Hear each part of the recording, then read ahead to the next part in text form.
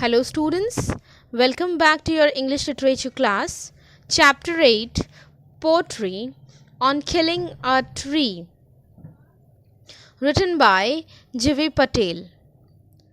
So before continuing with the chapter, let us know about Jivi Patel. Now, Jivi Patel is an Indian poet, playwright, painter, as well as a practicing physician. He belongs to a group of writers who have subscribed themselves to the Green Movement. To the Green Movement, which is involved in an effort to protect the environment. His poems speak of deep concerns for nature and expose man's cruelty to it. So Jivi Patel had written many books, mirrored Mr. Bhairam and other plays, and one of his famous poetry which initiates Green Revolution is On Killing a Tree. So let us begin with the poem now. On Killing a Tree, written by Jivi Patel. It takes much time to kill a tree. Not a simple jab of knife will do it.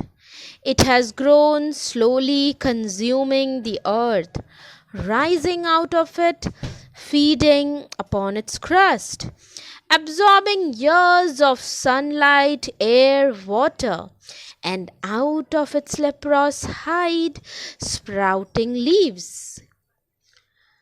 So, this poem, in this poem, the poet sensitizes the reader and highlights the fact that the trees are living things. He equates trees with humans to convey that trees should not be cut because destroying trees is just like killing a human being. A tree does not die by merely cutting because it regrows from where it is cut. If it has to be destroyed, then it has to be uprooted. So the first stanza tells us that a simple cut does not destroy a tree. A simple jab of knife, that is a simple cut. Jab means a sudden rough blow. A simple jab will not do it. A tree grows gradually. It is rooted in soil, slowly consuming the earth. That is, the tree has grown consuming the earth. That is, the tree, the plant, takes nutrition from the soil to grow. That is, consuming the earth into a big tree. The tree is firmly bound with soil. The tree it takes sunlight, water, and air to grow into a strong trunk and have numerous leaves. So, the tree gives numerous leaves. It sprouts many leaves. How? By consuming the earth, that is taking nutrition from the soil, feeding upon its crust, that is by taking nutritions and other necessity things from the soil. It takes sunlight, air, and water also, and finally from where it has hidden, it comes out. Small plant grows up into a big tree. The second stanza tells, so hack and chop, but this won't do it. not so much pain will do it. The bleeding bark will heal, and from close to the ground will rise curled green twigs, miniature boughs, which if unchecked will expand again to former size. So the poet is saying that if humans cut and chop and hack the barks of the tree into many pieces, like we cut cucumbers into many pieces, we cut meat into many pieces, in the same way, if you just cut and chop the barks of the tree into many pieces, that won't be sufficient. Not so much pain will do it. That means it won't be sufficient to kill or destroy the tree. The point of the tree which gets cut gives out sap, just like a human being's bleed. So when you cut a tree, you might have noticed when you pluck a flower or some twigs or boughs, when you just break down, you would notice that some kind of sticky fluid is generated. So as human gets cut, so we bleed. In the same way, those liquid fluid, that sticky fluid, is said to be the blood of the tree. So when you cut and chop the tree, it will bleed and it will again heal. It will heal from close to the ground, and then it will heal, and again we can find the thin green twigs, the curly twigs. It will come out. So gradually the wound will heal, and from there new branches will start growing again. And if that branch, that tiny twig is not checked, that miniature bough, that is the tiny bough or the twig of the tiny sapling of the plant, if it is not checked, then it will again grow to its former size, to a huge tree. And next, the third stanza tells, no, the root is to be pulled out of the anchoring earth. It is to be roped, tied, and pulled out and snapped out, or pulled out entirely out from the earth's cave, and the strength of the tree exposed, the source white and wet, the most sensitive hidden for years inside the earth. So here, anchoring earth. Anchoring earth means trees are held securely with the help of the roots in the earth. So that is called anchoring earth. So the roots of the tree are held securely. So the earth anchors the tree. Snapped out. Snapped out means chopped out into pieces. So the poet says that in order to kill the tree, it has to be uprooted. Uprooted means the roots have to be taken out from the cave of the earth, that is deep from the earth, from the soil. It has to be taken out. One has to separate the tree from the earth which supports it. So the roots of the tree bind the tree with the soil in the pit of the earth. So that has to be tied with a rope and pulled out. So the most sensitive part of the tree is hidden, which was hidden inside the earth. That is the roots of the tree which was inside the earth's cave, that was hidden in the soil, deep into the soil. That has to be now exposed. And when it is exposed, it is no more hidden, and it gets the heat, the sun rays, the scorching heat of the earth.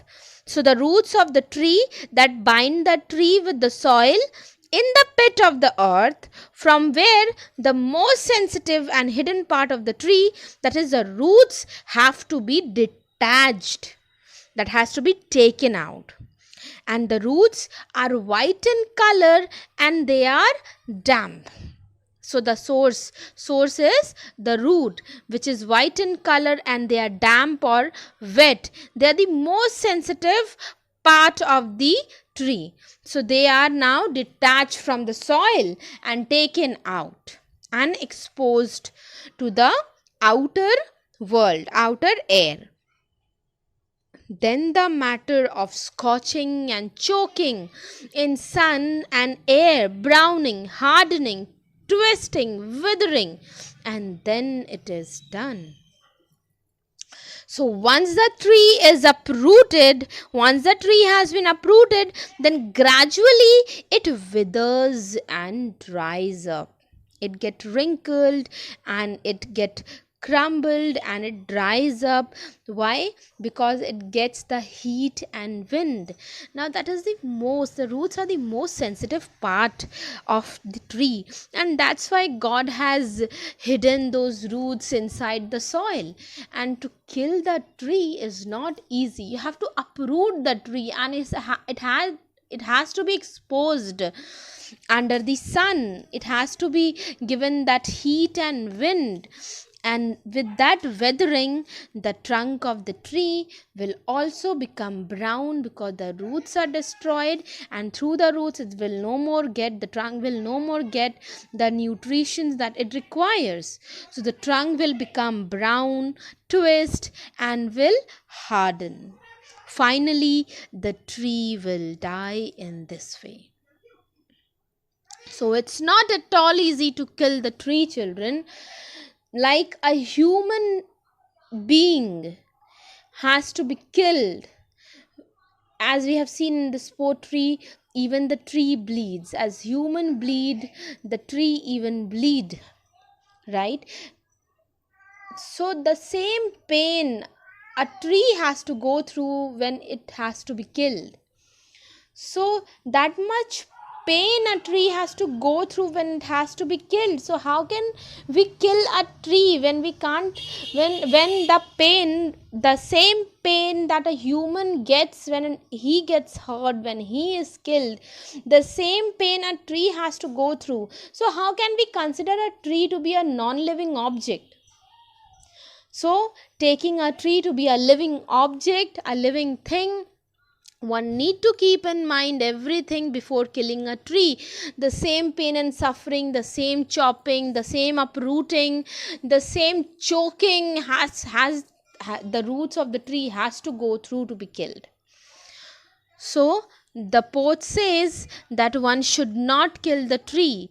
The poet is very much ironic when he's saying that we can kill the tree with this method. That means he wants the reader to realize, he wants the reader to arouse the self-realization in them that killing a tree is so tough, it is so difficult. The same pain a tree gets as human, so how can we kill a tree? So here in this poetry we are going to see some literary devices also. Before that we will see the rhyme scheme. So as we can see, the poetry has no rhyme scheme. Tree doesn't rhyme with any word here in this stanza. Knife doesn't rhyme with any word in this stanza. So there is no rhyme scheme. This poetry is a free verse, as we have already discussed in the previous poetries, that a poetry that does not has any rhyme scheme is called a free verse. It has no rhythm. Excuse me. So the first figure of speech you will see here is enjambment. Enjambment. In the previous poetries also we have seen some enjambments. So enjambment. What is enjambment? When one sentence continues into two or more lines without any punctuations, then it is enjambment. As in the first stanza we see, not a simple jab of knife. So no punctuation here. Will do it. It has grown. No punctuation. So slowly consuming the earth. So this three line here stands for enjambment, because as we can see there is no punctuation in the second and third line, and they continue to the fourth line without the punctuation. In the same way, we can see the next line, rising out of it, feeding, no punctuation, upon its crust absorbing, no punctuation, and out of its leprous hide, no punctuation. So these lines are enjambment, right? So just find out, go through the whole poetry and try to find out the other enjambments also, children. Now the next figure of speech we will see here is metaphor. We are very much used to this term metaphor, right? So it is indirect comparison. So the first metaphor used here is leprous hide. That is the uneven color of the surface of the trunk of the tree is compared to the skin of a person suffering from leprosy. You know what is leprosy? It's a skin disease. So a person who suffers from leprosy, the skin color changes. So the same thing here is compared, that the skin of the color of the trunk of the tree, when it is the color of the trunk of the tree is uneven, that is the leprous. Then the bleeding bark. So the sap coming out, the liquid fluid coming out of the tree while it is cut is compared to the bleeding from the wound in the human body. So the liquid fluid is compared to the blood of the human body. Now the third figure of speech we will see is alliteration. Right? Alliteration is also not new to it. We have discussed it in the previous poetries. That is a repetition of the consonant sound into or more closely places words. As in bleeding bark, b and b, bleeding bark is one repetition. The second repetition is white and wet. Right?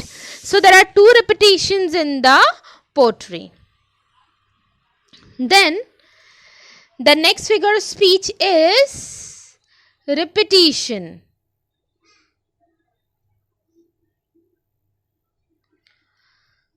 So repetition is a word or sentence when they are repeated to lay emphasis on those particular word. As in pulled out. Here in the third stanza we can say, see, pulled out. So pulled out is repeated many times in the poetry. In the third stanza, in the fourth line, pulled out is repeated. Then here also pulled out is repeated. So these are the figure of speeches of the poetry. So students, if you have any doubt in this particular poetry, so children, this poetry tells us that we should not kill a tree. The poet persuades the reader not to destroy trees, and he equates it killing a human being. The poet says that a plant takes sunlight, water, air, and nutrients from the soil to gradually become a huge tree. It develops a strong trunk and gets numerous leaves. Merely cutting the trunk of the tree does not kill it. When a tree is cut, the sap flows out just like a wounded man bleeds. Once the wound heals, new branches and tiny leaves grow from there, which grows into a tree. In order to destroy a tree, it has to be uprooted. The roots, which are white in color and are damp due to the moisture that they get from the soil, are hidden in a pit in the earth. These roots are the most sensitive part of the trees, as they bind it to the earth. In order to kill the tree, tree's roots have to be detached from the soil. Once the roots are detached, the tree starts dying. It withers, dries up with the action of heat and wind, twists, hardens, and finally dies. So, there is so much pain given to a tree to kill it. So the poet persuades us not to kill a tree. So students, if you have any doubt in this chapter, you can ask me in the live class. Watch the video thoroughly twice and thrice to understand it well. And make sure if you have any doubt, you can come back. Thank you. Have a nice day.